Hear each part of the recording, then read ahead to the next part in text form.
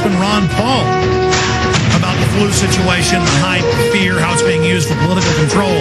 Coming up, he joins us in the next hour.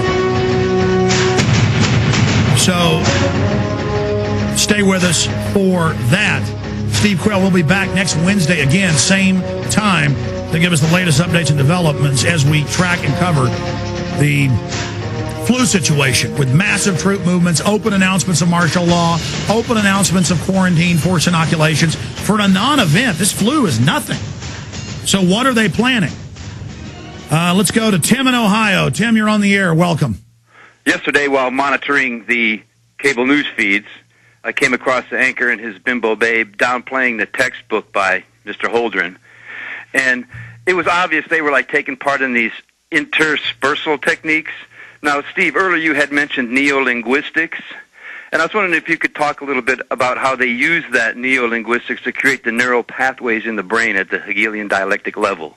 Yeah, well, they teach them massive programming. Steve, thanks for the call, caller. Do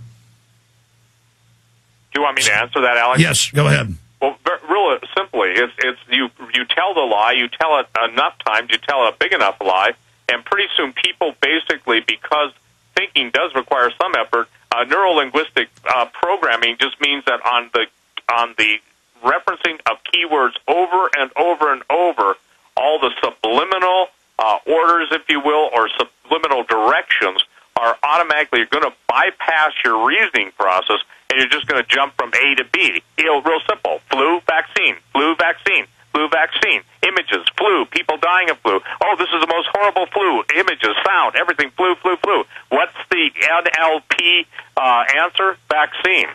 So basically, yeah, I should have kept the caller on to ask him what they were saying, but right. they've had national publications attack me saying Holdren didn't write this book and didn't say it. We have the book. This guy wrote a whole bunch of books with Ehrlich, who was Bush Sr.'s advisor, saying forced drugging, forced sterilization, have the CPS take your kids at birth, and England's now doing it.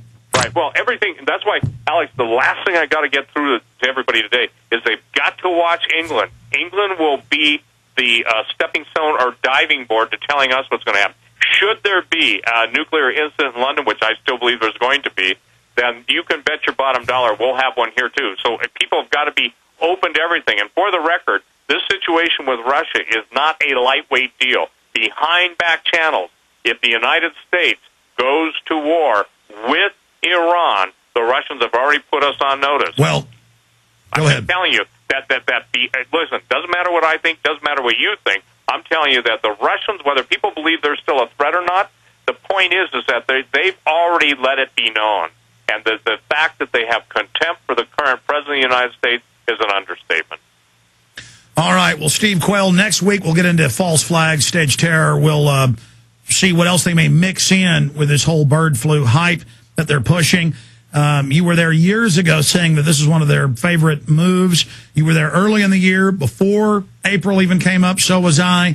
We could see the build-up, the movement towards this. And SteveQuayle.com. Steve Quayle, we'll talk to you again next Wednesday. Thank you, Alex. God bless you. Bye-bye. Thank you so much. All right, we're going to go to break here in about 1 minute.